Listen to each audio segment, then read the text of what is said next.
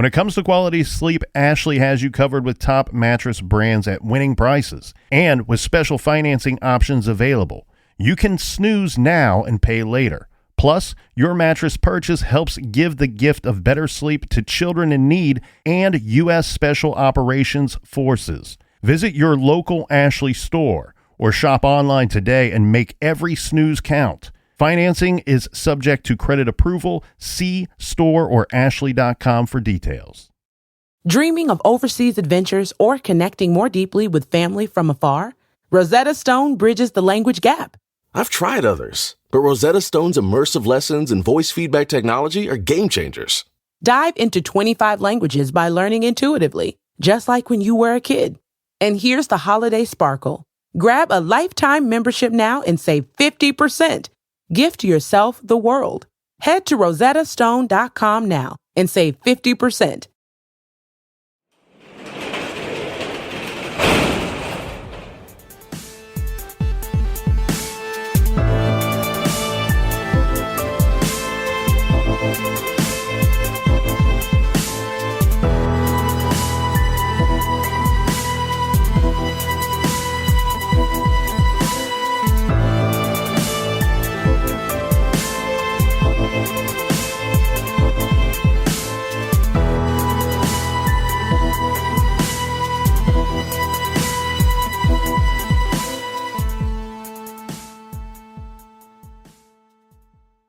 Welcome to True Crime Garage. Wherever you are, whatever you are doing, thanks for listening. I'm your host, Nick, and with me, as always, is the bass player for Scrantonicity 2, not to be confused with Scrantonicity. He is the captain. Thank you. It's good to be seen, and it's good to see you. Thanks for listening, and thanks for telling a friend.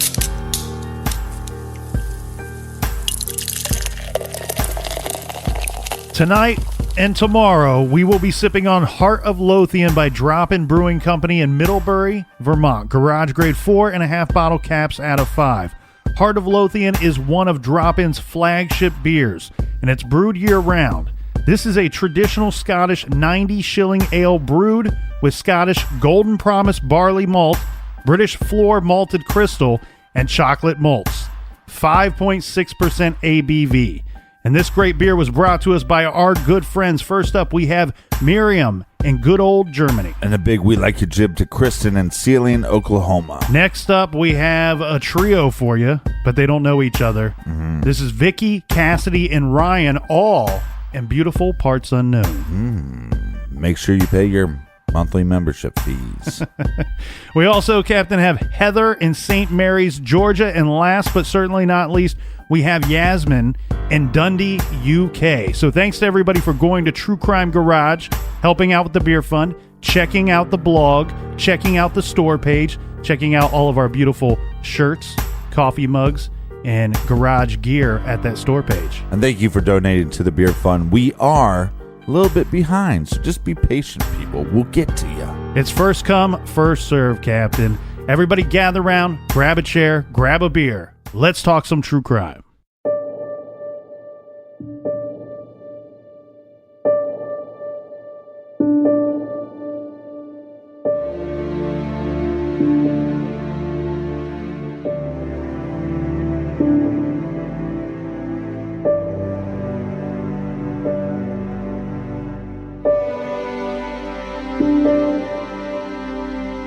On a freezing dark night in March of 2004, a young 17-year-old girl clocked out of work just before midnight.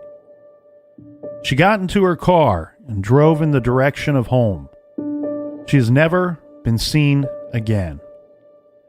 Her car was found in what I can only say has to be one of the strangest vehicular accident scenes I've ever viewed.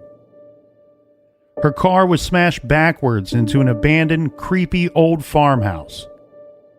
The old house has a violent history and possible drug connections. But what happened to the driver of that car? And was this really even a car accident at all? Or did a terrible crime take place? Something that may have led to the abduction of this girl. It is very likely that someone out there knows something and still guards their dark secrets all of these years later. This week, we tell the story of the disappearance of Brianna Maitland.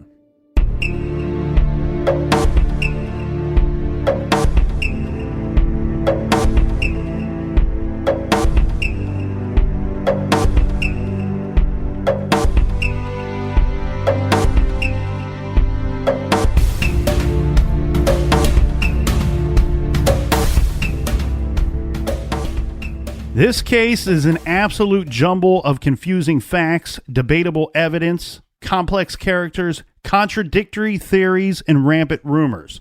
So to break this thing down, we are first going to get into what we know to be true based on tangible evidence as well as reports by Brianna's parents, friends, and others who interacted with her. So this is what actually happened the day that Brianna Maitland disappeared. March 19th, 2004, Montgomery, Vermont. This is a small rural town of about 900 people near the Canadian border. This is late winter in northern New England. The ground is still frozen and the air cold. The low temperature that night was only 8 degrees. This sparsely populated area features dense woods, wide open fields, and houses and farms set far apart in the landscape. Vermont at the time had a very low crime rate compared to much of the rest of the nation. This is Friday, and the 17-year-old Brianna Maitland and her mother are going out to lunch. After, they went shopping at a local mall. Now, Brianna and her mother had somewhat of a strained relationship. All seemed normal on this trip until one point when Kelly, Brianna's mom, says that they were in a store and Brianna started staring at something outside of the store. Brianna mumbled something to herself and then walked out.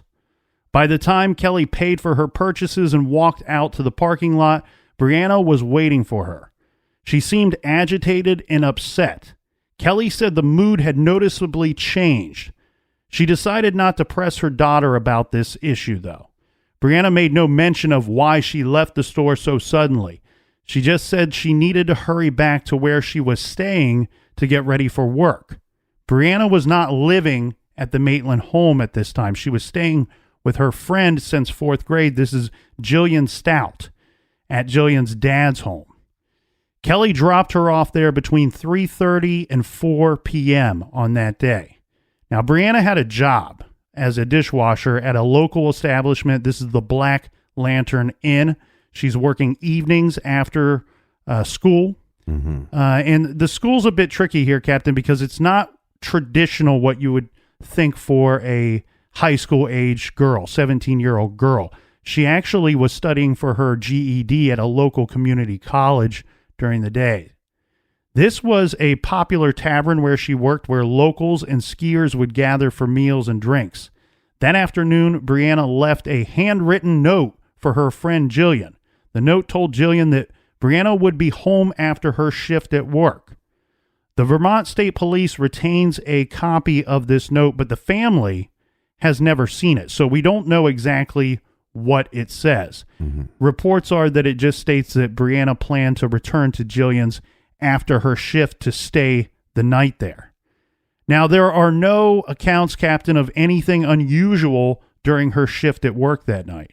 Other employees said that Brianna acted normal. Brianna wore an apron-like uniform that had pockets.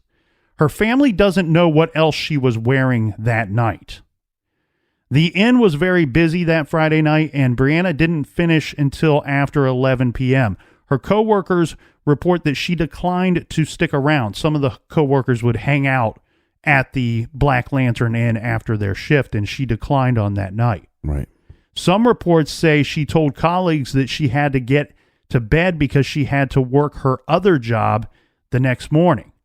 This may have been true. Brianna just days before started work as a waitress at KJ's Diner, but we aren't certain whether she did have a shift the next morning or not. There are no reports that we've seen to indicate that when she failed to show up the next day, or indeed for nearly a week, that anyone at the diner called anybody or notified anyone. Well, right. She just started. So, I mean, they could have just been like, well, she flaked out. Right. Yeah, they don't know her character at that point. So Brianna clocked out from the Black Lantern Inn at 11:20 p.m. on March 19th, and she walked out into the cold, dark night. Multiple sources, including the Vermont State Police, report that she was seen by other employees getting into her car and driving away. Brianna's car was a big green four-door 1985 Oldsmobile 88 Royale. It was a boat. That's right. Given to her by her grandfather. This was nearly 20 years old. The vehicle was nearly 20 years old, and it looked like it. The car was registered to Kelly Maitland. This is Brianna's mom, but Brianna was the driver of the vehicle. Right. So 1.3 miles down the road from the Black Lantern Inn, in the direction of where Brianna was staying with Jillian, was an abandoned house known to the locals as the Old Dutch Burn Place. It was a dilapidated farmhouse set about 40 or 50 feet off of the East Berkshire Road, Route 118. The windows and the doors are boarded up with plywood. Mm-hmm. The farmhouse has been abandoned since 1986, when two elderly brothers who lived there, Mike and Harry Dutchburn, were viciously attacked by an intruder in the home and beaten severely. Both men had to be hospitalized and seek permanent care after this incident, and neither of them ever returned to the house. That case has never been solved. The Dutchburn house rests on a small bluff overlooking a large field that is bordered on the other side by a river. I will post pictures of this so you can see not only the building, but also the crash site. So like we said, Captain, it's 1.3 miles from where she works, this abandoned house. So it wouldn't have taken her long at all to get to this location. Now, the tricky thing here, though, is early in the morning on March 20th, this is a Saturday, a group of 3 skiers from nearby Jay Peak Ski Resort were driving on Route 118 and came to the Dutchburn Place. What they saw there caused them to pull over, park their car, and get out to take a closer look. By the light of day, they could see the large green car with the rear corner of the car embedded in the house, and the trunk end of the car partially stuck up on the house's foundation. The plywood covering one of the windows was knocked out by the impact and was lying on the trunk of the car. The ski group was so intrigued by this strange tableau that they took a bunch of photos of this scene, and photos that can still be seen today online, the ones that you're talking about, picking one and posting there. Yeah, didn't they find a lime on the back of her trunk? They did, and we'll get into that later. After this trio were done taking the photos, and I believe these photos are the only publicly viewable photos of the car wedged into the side of the abandoned house that are available to the public. But they left after taking these pictures. Now, later that day, around 1:20 p.m., a state trooper driving by noticed the eerie scene and stopped by the car to check it out. He found the car doors closed but unlocked, windows up, and no keys anywhere in sight. Peering into the car, he likely saw all of the following things that were in the car and visible in photos. So we have a marijuana leaf decoration hanging from the rear mirror. We have litter and objects all over the interior of the car, including takeout containers, a snow scraper, a case of cans of tuna, Cheez-Its, and other food. There were also 2 paychecks found inside the car with the name Brianna Maitland on them. There are many reports that there were some things found on the ground outside the car. Police officer noted a broken necklace on the ground and tossed it into the car. There was also loose change and a water bottle, and by some reports, an unsmoked cigarette. The cop basically made an assumption that a drunk driver had an accident and the car was possibly stuck on the house's foundation, and they ditched the vehicle so that they wouldn't get in trouble. He issued a tow order for the vehicle, which it was picked up and towed to a local garage. It does not seem that the officer made any attempt to contact the registered owner of the vehicle. This is Kelly Maitland, Brianna's mother. So the vehicle here, Captain, is, look, I keep saying that it's an eerie scene. Mm-hmm. It's an eerie scene because we're sitting here talking today and we know that this poor girl is missing. Right. And I think for me, just driving by, if I would have been from the roadside there looking at the scene, it's a strange one. I definitely think it's a strange one to see a vehicle backed into an abandoned home. Right.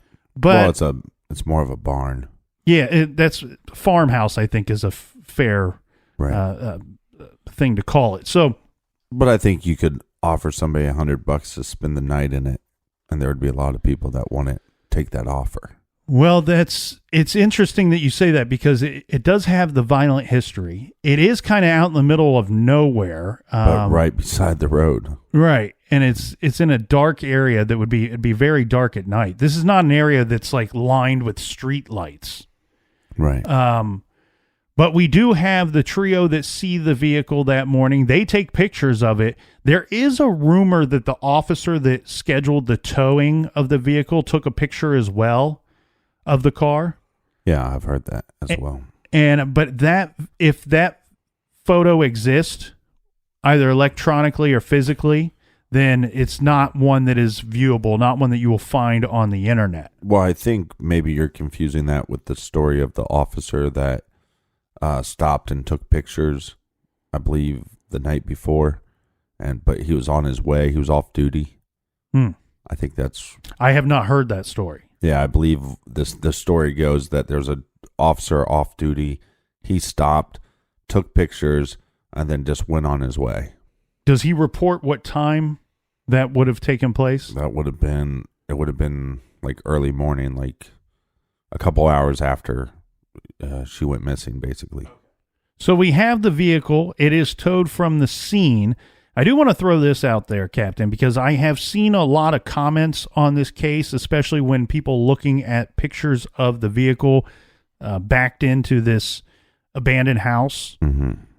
There's a lot of people that really criticize the state trooper, the police here, for not doing more with the vehicle in those comments. And I tend to disagree with that criticism.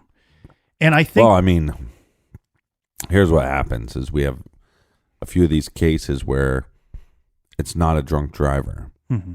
and it becomes something more. And then the cops get a lot of criticism here, but we're not factoring in the amount of abandoned cars they're getting in their jurisdiction every weekend. Mm-hmm.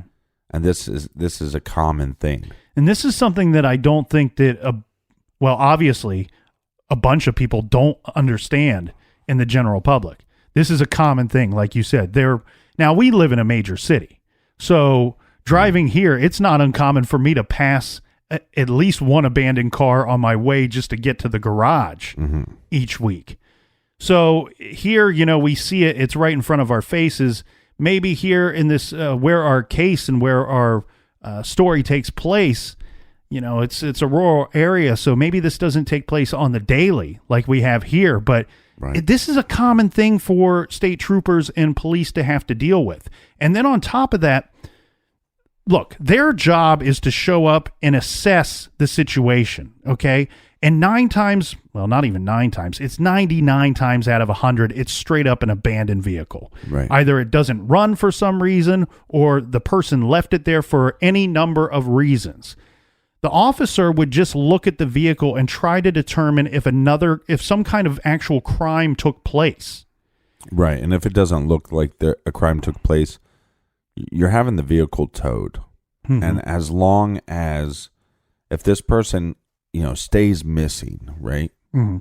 If somebody's reported missing, this is their vehicle, we at least have the car to investigate anything inside the car. Mm-hmm. The other thing, too, is there's a lot of criticism by people saying, well, the officer could have at least reached out to the registered owner of the vehicle. Yeah, and I kind of agree with that. I do and I don't, and here's why. One, the person that ends up going missing isn't technically the paper owner of this vehicle. Right, but the cop doesn't know any of that. I mean, basically, at the end of the day, you have a car on the side of the road, and who's responsible for that car? The owner. Whoever it's registered to. So you contact the register. Hey, your car is being towed to such and such location. I don't think that's... And it doesn't have to be the cop. It could be the towing company. Somebody should notify the person when you're towing their car. Like I said, I have mixed feelings about that. I agree and I disagree with that criticism. And mixed feelings about you. Well, good for you. But what I'm saying here is the police are not. It's not their job to contact the owner, in my opinion. They don't need to hunt down the person and say, "Look, well, we found your car, or you abandoned your car here and it's been towed." Right. I think again, it's because we know the outcome, and we also know that the person driving this car was a 17-year-old, a teenager. Right. And when this case becomes national news, right. and others have that are similar to this case, and we'll get into those later, but that's when people start wondering, hey, what are they doing over there? Why aren't they treating this vehicle like it's something serious?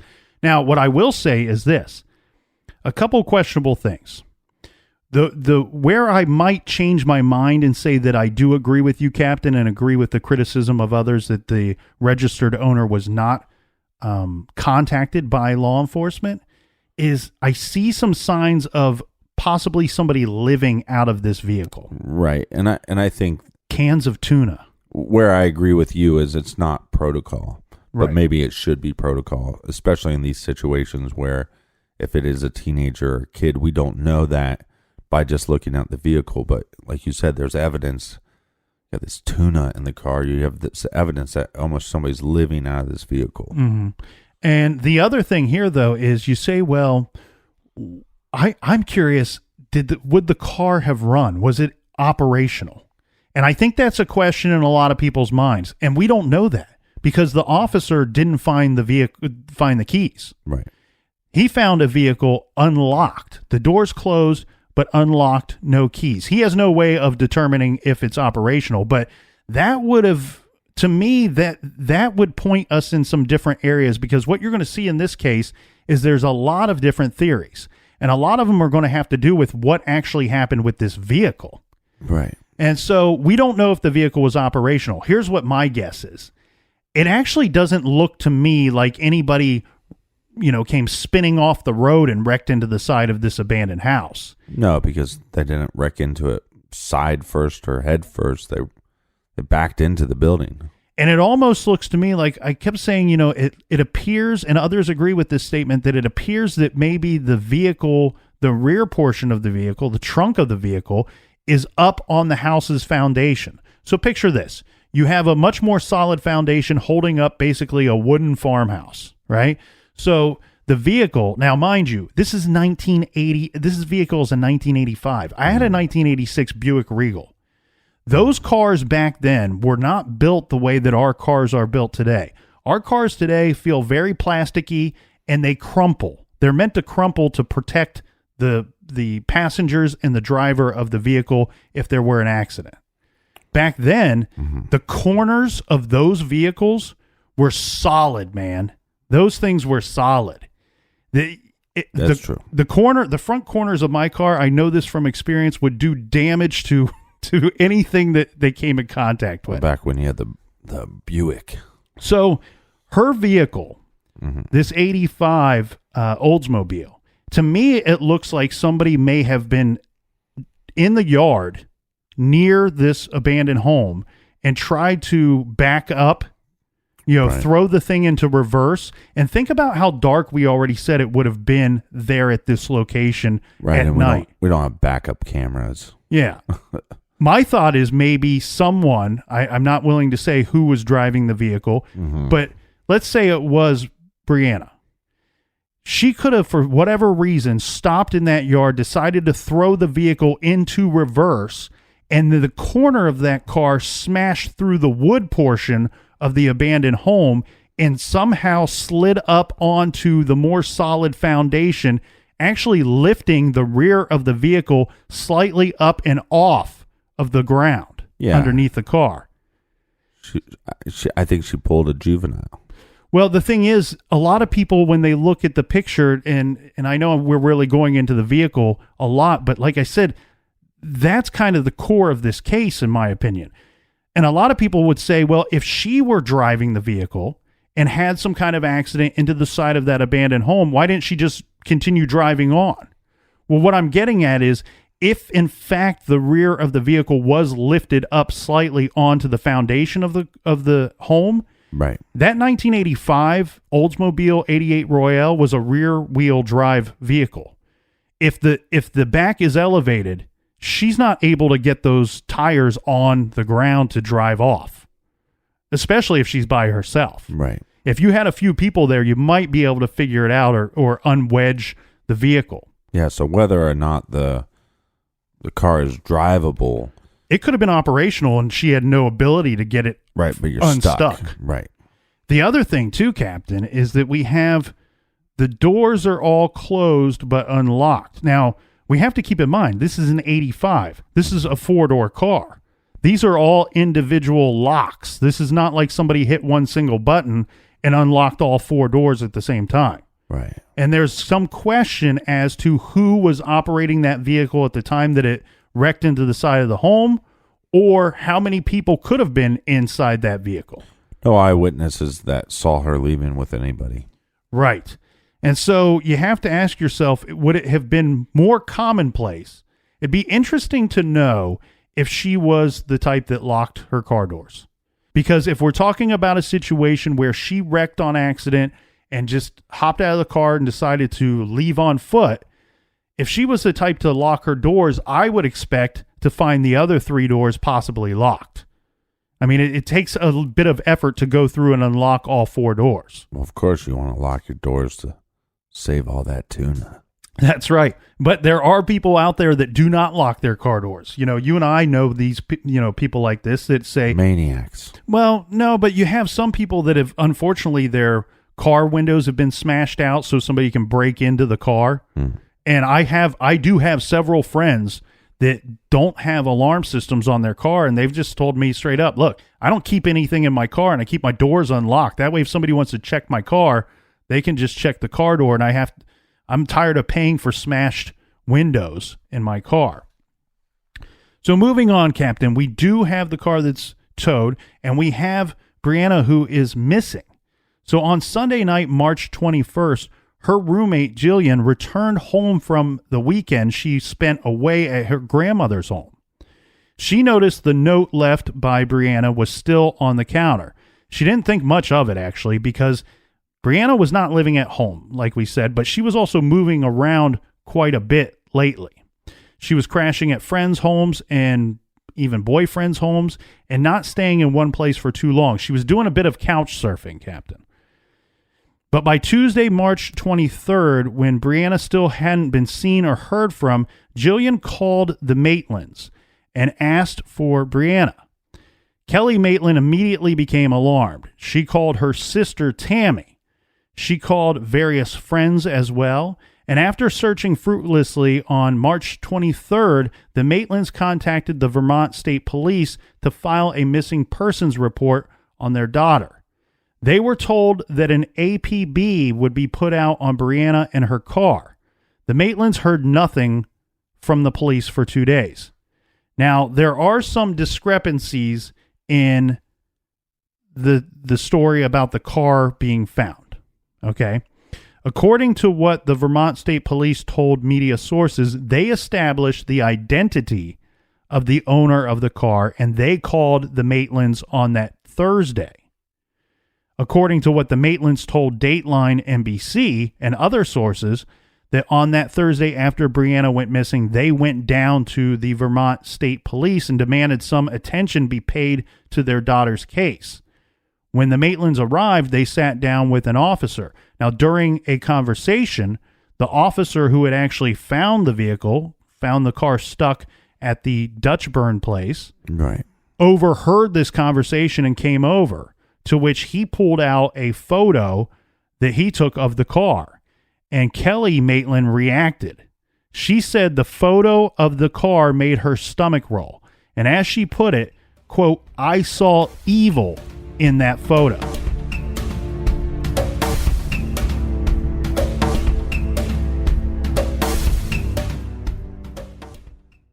This show is sponsored by BetterHelp. Do you look forward to the holidays? Maybe you struggle with seasonal blues. This time of year can be a lot, and it's natural to feel some sadness or even anxiety about it. But adding something new and positive to your life can counteract some of those feelings. Therapy can be a bright spot, something to look forward to make you feel grounded, and to give you the tools to manage everything going on. If you're thinking of starting therapy, give BetterHelp a try. It's entirely online, designed to be convenient, flexible, and suited to your schedule. Just fill out a brief questionnaire to get matched with a licensed therapist and switch therapists at any time for no additional charge. Find your bright spot this season with BetterHelp. Visit BetterHelp.com/garage today to get 10% off your first month. That's BetterHelp, HELP.com/garage. Dreaming of overseas adventures or connecting more deeply with family from afar? Rosetta Stone bridges the language gap. I've tried others, but Rosetta Stone's immersive lessons and voice feedback technology are game changers. Dive into 25 languages by learning intuitively, just like when you were a kid. And here's the holiday sparkle. Grab a lifetime membership now and save 50%. Gift yourself the world. Head to rosettastone.com now and save 50%. Major phone carriers make you sign contracts with rigid data plans to trap you into a kind of forced phonogamy. Sounds pretty insecure if you ask me. At Consumer Cellular, we believe in a more consensual and healthy form of phonogamy, free of contracts and more flexible to your data needs. This way, you stick around not because we force you to with contracts and fees, but because you love our phone plans. Like ardently love our phone plans. Phonogamously. Consumer Cellular. When freedom calls, we're here to answer. Call us at 1-888-FREEDOM.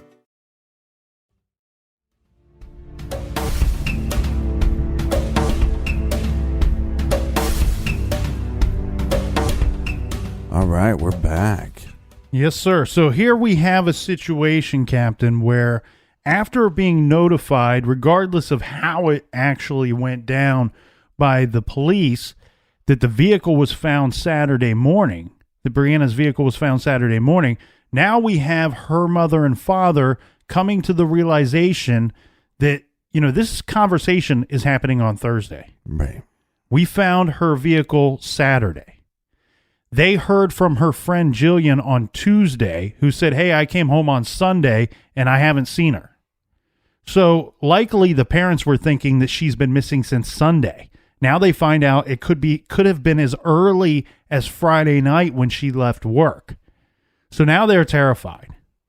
And her father is going to go to the garage where this vehicle is to view Brianna's car. Mm-hmm. This has got to be hard for anyone to do, but we have a father of a missing daughter going to view the vehicle, and there's an issue here. The vehicle's keys were not found with the vehicle. Mm-hmm. When he arrives to check out this car, they have the issue of the trunk. Somebody's got to look in that trunk. And back then, this is not the type of vehicle where you could pull a lever and release the trunk, the top of the trunk. Right. You'd have to have a key for it. Yeah, and because the keys were missing, nobody has checked that trunk. And actually, he said, hey, when I walked up to this car, me and the guy that worked there, it may have been an officer, I'm not certain, but these two guys had to pry open the trunk with a crowbar. The whole time, he's concerned that he's going to find the body of his daughter in the trunk of that car. Yeah. Along with some of her belongings. And, so you can only imagine the moment of terror when the lid finally popped on that thing, praying that he would not find Brianna in the trunk of that car. All they did find, thankfully, were boxes and bags of her possessions. They did not find her. Now, back then, 2004, Brianna did not have a cell phone. So that would also add to the mystery of this quote-unquote car accident at the abandoned house. Right. It's my understanding, though, Captain, this is 2004, upstate Vermont, that there was little to most likely no cell service anywhere in the area of the vehicle accident. Right. That makes you wonder if she wrecked her car and she was alone and her car couldn't get the car out of the barn, basically. Right. That would she hitchhike? Right. And the other thing too, there is some argument out there that people state, well, she did have a cell phone, and that's not true. She didn't have a cell phone. What's actually true is that her mother had a cell phone at the time, and on occasion would let her use it, even take it with her. She just didn't have it that day. Correct. You're absolutely right. So it's kind of clear that the police assumed early on in the investigation that Brianna was maybe a runaway or at the very least some sort of irresponsible teenager. Now, Bruce and Kelly, the parents, became very frustrated early on, and this is mainly because one of Brianna's coworkers, actually told the police that she had said she was going on some sort of trip, some kind of short trip at the time. And one of Brianna's friends said that they often talked about escaping to Florida. And another friend said that Brianna often made reference to wanting to get out of the small town Vermont and head to a city like Montreal or New York. So, which is a lot different than Florida. Well, but that's what's tricky for law enforcement. When you start talking to people close to her, you have one saying, hey, she was talking about going on some kind of trip. Right. You have one saying, hey, she always talked about going and moving to Florida at some point, and then somebody else saying she wanted to move to a large city. This is just proof that most people don't listen to you when you talk. What do you mean? It's just, I mean, the fact that all of her friends have all these different stories. Well, she could have told different people different things over the course of possibly. Who knows how long? It's more likely that people just don't pay attention. Well, the problem here, though, Captain, is going to be that her family, they don't agree with any of this. They want the police to be looking for their daughter. But what the police know on the surface is, look, we have a 17-year-old that's not living with her parents at the time that she suddenly disappears. Right. And she's also told multiple people that she had plans or at least desired to go elsewhere at some point in her life. The Maitlands demanded to be given lie detector tests because, knowing that the family would be investigated at some point, they wanted to be involved in the investigation and help. So they offered up anything that they could do to be eliminated, at least as suspects, so that they could be involved in the search for their daughter. There are reports that Brianna had left once before without telling her parents. Now, her father, Bruce, later denied this on the Nancy Grace TV show. At the time she vanished, Brianna had moved out of her parents' house, as we said. They lived on a remote farmhouse in Franklin, and she had moved in with various friends and boyfriends from the time that she moved out. I'm a little unclear, Captain, of exactly when she moved out from her parents' home. The understanding I have is that the Maitlands were likely in the process of separating, and that she didn't have a great relationship with her mother. She did have a good relationship by all reports with her father. But again, I don't know that situation other than it's important to know she was not living at home. There are some reports, like you and I suspected, that she may have lived in her car temporarily at times. Right. I mean, if she couldn't find a couch to crash on, okay, I'll just sleep in the back of my car. What we do know is that in February of 2004, she dropped out of school. She enrolled in, depending on who you talk to, a GED program or a GHD program. Right, the old GHD.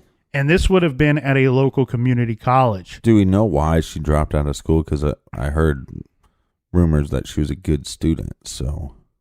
I heard two completely different rumors. Okay.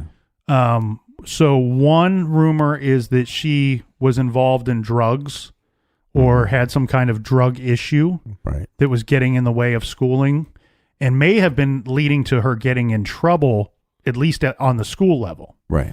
And then the other rumor that I heard was that she didn't get along with some of the students, that she either didn't fit in. I'm a little unclear what exactly that meant. But we do know this. She actually attended two different high schools before dropping out. Right.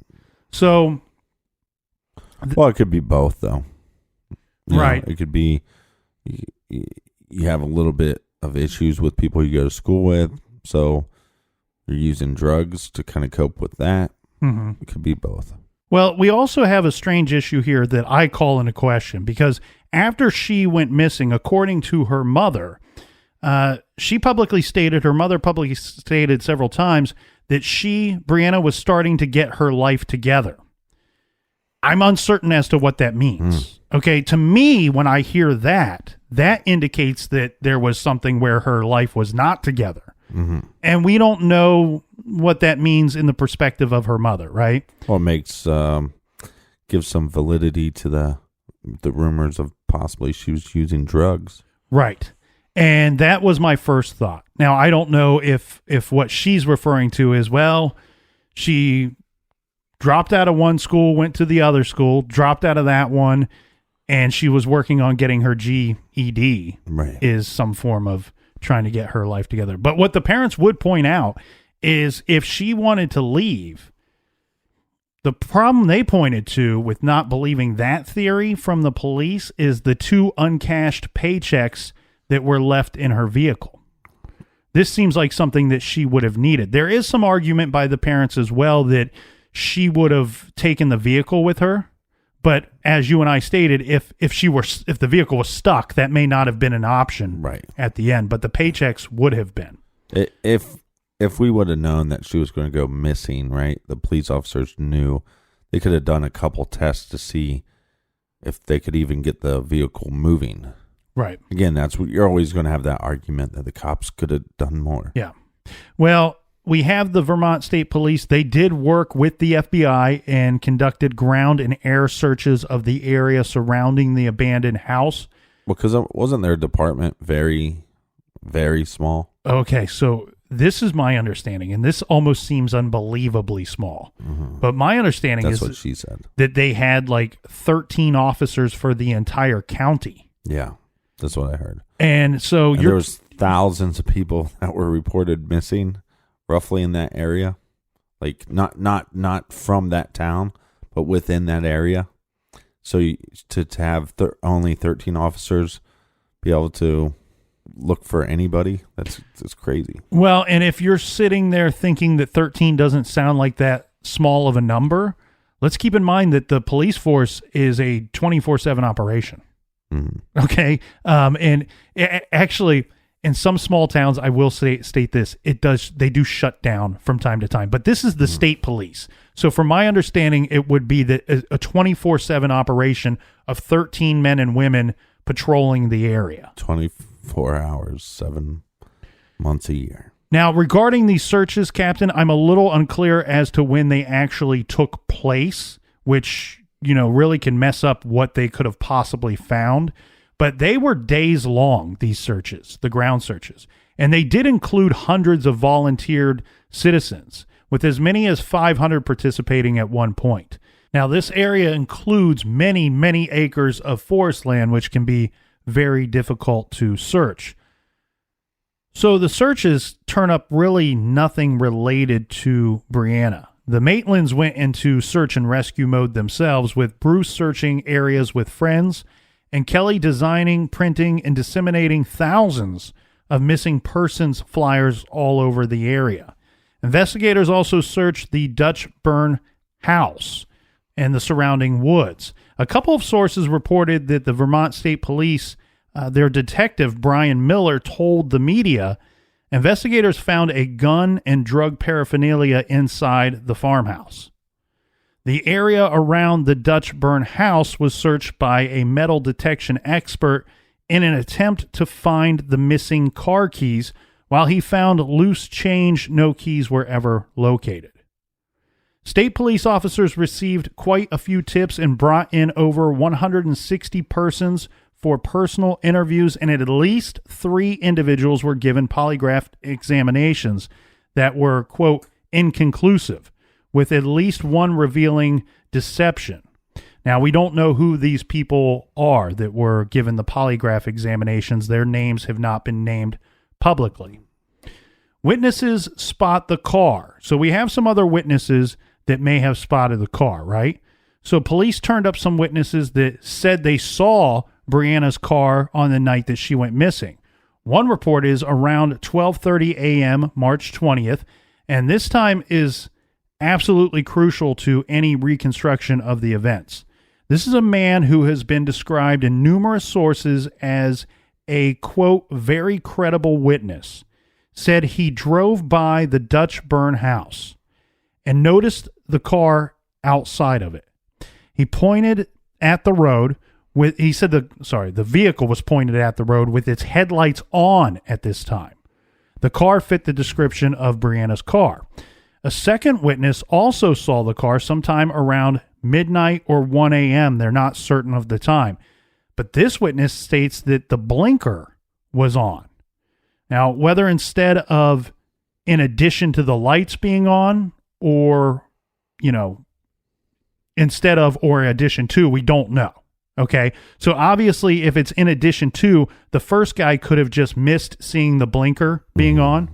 If the blinker was on instead of the lights, then someone was in the car after that first sighting. Right.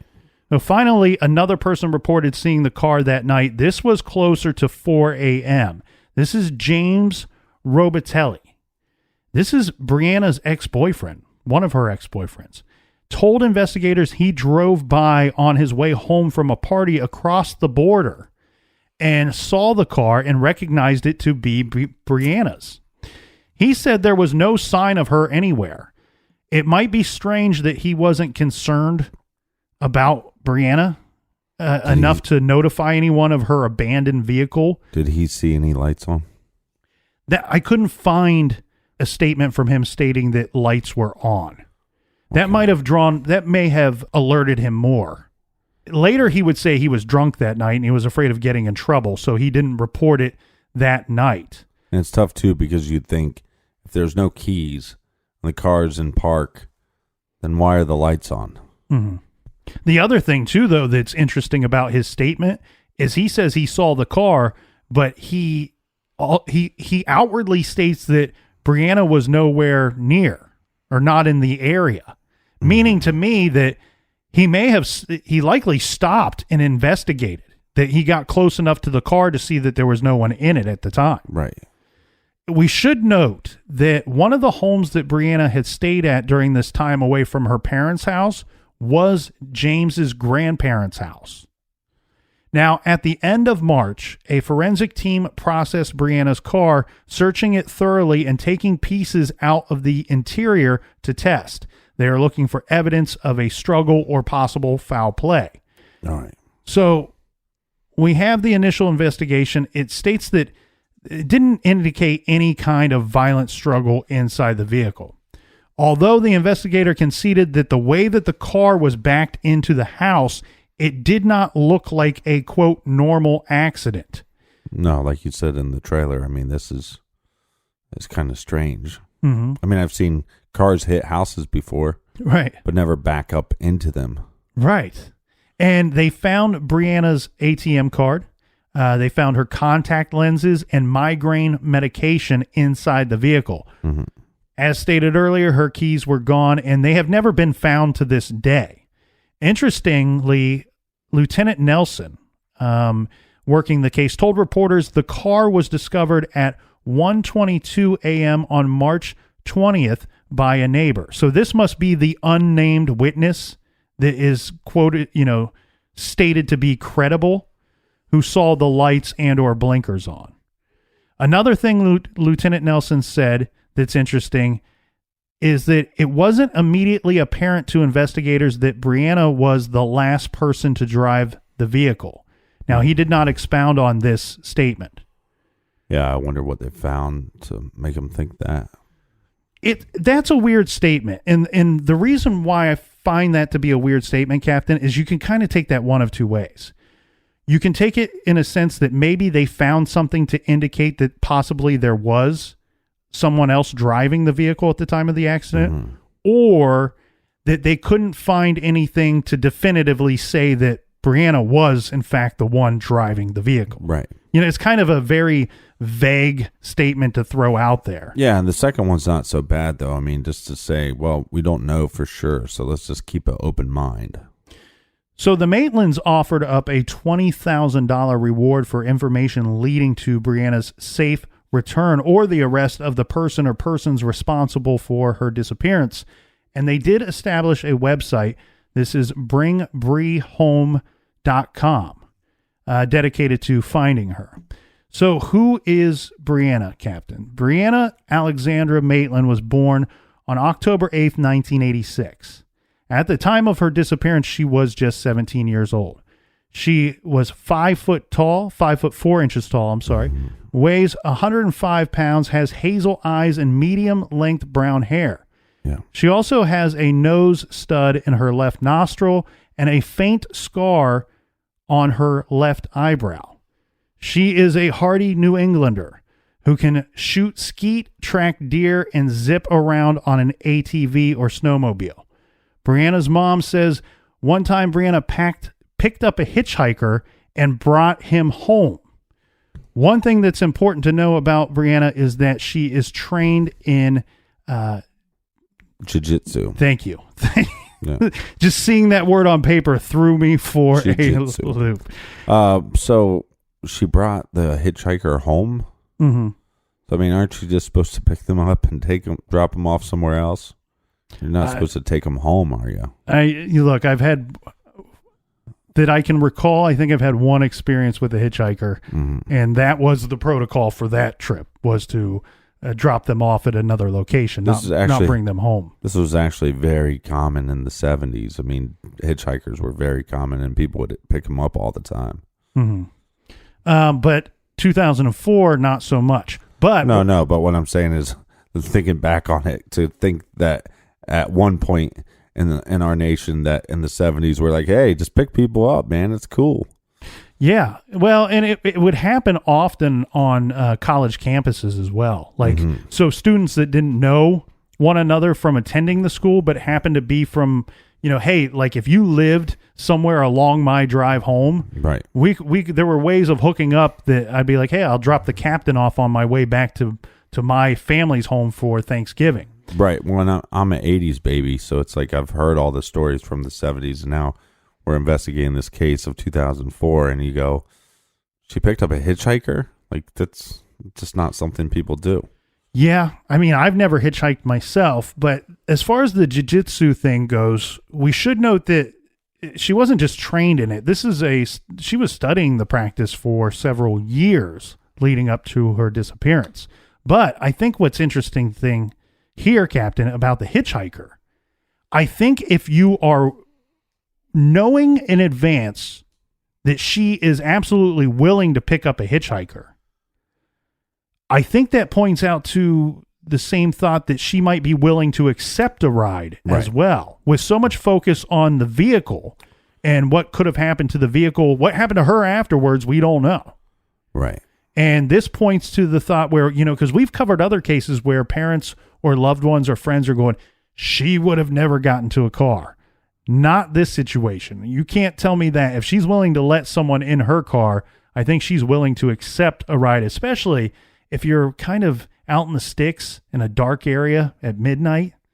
Yeah, I think so. Yeah, and I don't want to, look, I'm not trying to judge jiu-jitsu at all, but, there's been a lot of masters of the martial arts that are masters of jiu-jitsu that say, hey, look, this stuff works in that setting, but this is grappling. This has nothing to do with striking.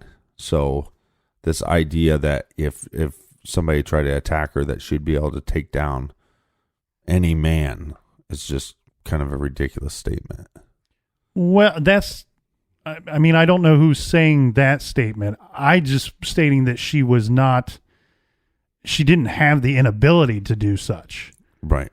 That it was possible that she's trained in a form of martial arts that most people are not. So, but while we're on the topic of background information on Brianna, we should point out too that there was an assault on Brianna that occurred on February 27th. This is only weeks before she went missing. Yeah, and she took a selfie. Reports are that Brianna was at a party in Richford, which is near the Canadian border. James Robitelli which is a name that we've heard before, who was either her ex or her current flame at the time of this party, was also there. Right. He's the guy that reported seeing her car. A number of other kids were there as well, including a girl named Keely Lacrosse and a local guy whom Keely was possibly involved with. Keely thought that Brianna was flirting with this guy. So words were exchanged, and Brianna walked out of the party and went out to James's truck. Apparently she fell asleep, but at some point, Keely and her cousin came outside, told Brianna to roll down the window, and they challenged her to a fight, punching her in the face. Friends of Brianna reported that Keely was pushing Brianna to fight her and hit her again, but Brianna refused to fight. Right, so she just got punched a few times in the face. And she left the party crying. James apparently drove her home that night. Brianna sustained a broken nose and a concussion and 2 very black eyes. Now, at the urging of her parents, Brianna filed charges. These charges were ultimately dropped by the county district attorney's office after Brianna went missing. We don't know a whole lot about Keely Lacrosse, but for what it's worth, in 2005, she told WCAX, quote, "I got into an argument with her," meaning Brianna, "and I regret everything that happened. I really wish she was here today," end quote. Keely went on to have a few tangles with the law, if you want to call them that, including an arrest for home invasion and assault in 2012. This is problematic, I feel. I feel like we have a situation here where we have a history. We have someone who I wouldn't call, this is not a fight. She attacked Brianna. She broke her nose, gave her a concussion. Yeah. Yeah, so words are exchanged, and Brianna left the situation. Right. Went outside and chilled out in the truck, and then she's approached again by this girl. And then we do know that she goes on to have this situation of a home invasion and assault. Here's my understanding. I wish I knew a little bit more about this home invasion, because home invasions can be extremely violent. Hell, we discussed one just last week in the garage. Right. That ended in a double homicide. So I don't know the details of this home invasion. It could have been something as simple to break in and recover something, or break in and steal drugs. But I do have an understanding of the assault. So the assault, these were not 2 separate crimes. The assault took place during the home invasion. And from my understanding, she bit the victim. Now, I don't know if they busted into the home and a fight broke out. Right. And then the assault occurred. But this was in 2012. So we have two incidents where we see that we have a violent individual, is what we do know. And unfortunately, these charges would ultimately be dropped because we don't have a victim around anymore. We don't have Brianna around anymore to follow through on the charges being brought against Keely. Right. So, but what you're saying is Keely's house was broken into. No. Home invasion. Meaning she was either invaded another home or part of a group that invaded another home. Okay, so she was one of the invaders. Yes. Okay. Yes, so she's in trouble with law. She's not just involved with them as a victim. Yeah, that's not a good thing. Right, so we have, I think you and I can agree, this is someone that has, at least on more than one occasion, shown signs to have been violent. Well, and let me put this, I want to say this is hearsay, rumor mill stuff, but as far as this party goes, this whole idea that Brianna came with her boyfriend or ex-boyfriend James. See, I heard this story a little different. The rumor mill that I heard was that Keely was involved. They were both involved with this guy James, and that's what the fight was over. Okay, that was the rumor that I heard. Now, is that true? I'm not for sure. That's the rumor I heard, and that could be right. Which makes it more suspicious that James saw her car that night. Possibly, yes. But this was what calls into question for me, is Keely a good suspect? And, I did find reports. Did you see the picture of her face? Yeah. Brianna's face. Yeah. She looked like she was in the octagon. Right. know? But the reason why I bring up is Keeley a good suspect? I think on the surface, at least knowing this background information, there's some kind of history there. But I have seen online reports that state that no, she's not a good suspect. She's been cleared. Mm-hmm. I couldn't find verification of what actually cleared her. But what I could find was a statement from Brianna's father, Bruce Maitland, who says he, quote, doesn't believe she was ever really cleared. Okay. So let's keep an open mind. We don't know why she's cleared. We don't know what her alibi was. I think it's a good lead to go down. Yes. The other lead we should go down is a possible drug connection to this missing persons case. So in 2004, the Vermont Hills area where Brianna lived was suffering from a drug epidemic. There was a massive influx of drugs brought by dealers from New York and Massachusetts. There already was plenty of pot in the area, but this newer infiltration of hard drugs, they were bringing in things like crack, cocaine, and heroin. This was not just brought into the area, it was a problem. Right. So 2 drug dealers who came up to the small town Vermont area from the big city were Raymond Street Ryans of Queens, New York, and Nathaniel Lowe Jackson, also from New York. These guys sold crack and other drugs to the teens in the area, but they didn't just sell to these kids. They hung out with them as well. Well, that's normally how it works. The 2 of them attended parties and socialized with the younger kids they were providing drugs to. How much Brianna was involved in this drug scene is hotly contested. She seems to have been a pot smoker. Some friends say that she may have tried coke or crack a time or two. Mm-hmm. Other people say that it went beyond that, that she had some kind of drug problem. Yeah, some rumors that she's a full-blown crackhead. One of the speculations is one of the reasons why she got 2 jobs. She's couch surfing and stuff like that. So one of the reasons why she got the second job was to maintain her drug addiction. Yeah, and so that's interesting, Captain, because there's 2 schools of thought here, I would think. Mm-hmm. Is that one, you have someone who's working 2 jobs because they're living above their means and they're spending money on things like drugs. Mm-hmm. Or then I go back to the statement given by her mother of Brianna was in the process of getting her life back together. So maybe she's working the 2 jobs and she's on the bridge to better days. Right. Mm-hmm. So, but again, yeah, but what you tell your parents at the age of 17 and what they know is 2 different things.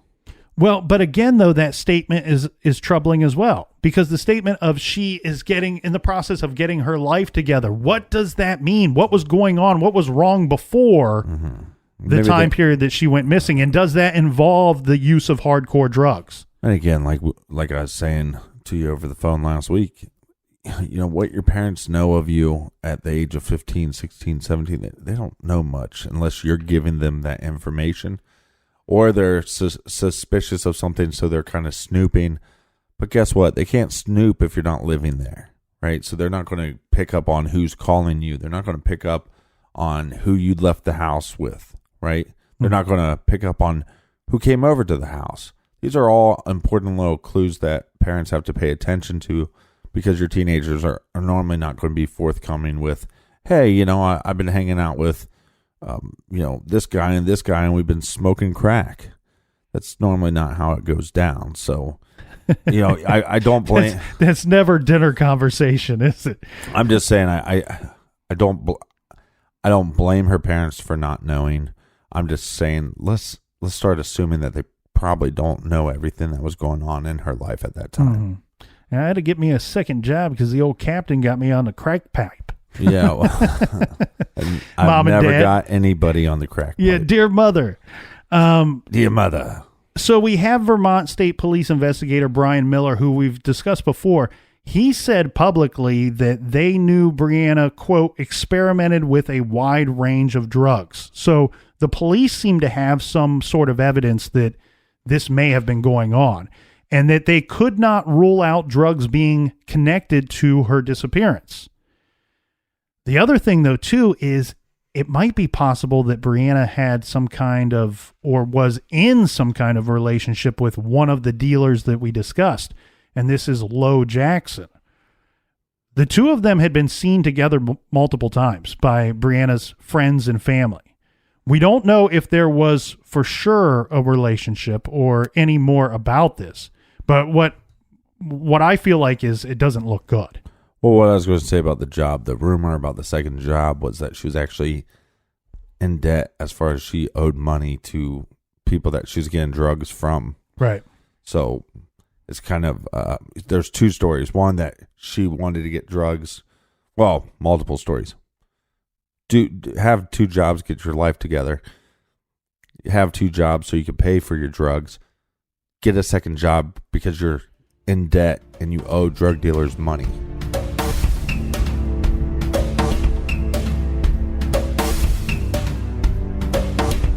Ban the Van. Order your Ban the Van shirt today. They're on the website, truecrimegarage.com. Click on the store page. Yep, and if you are looking for the full archive of True Crime Garage, you can get that for free on the Stitcher app. You just download the Stitcher app and you can find all of our episodes there. And if you want to hear our premium show off the record, you can do that at Stitcher Premium. And for a free month of listening, just go to stitcherpremium.com/True Crime Garage and use promo code GARAGE. All right, friends, until tomorrow, be good, be kind, and don't litter.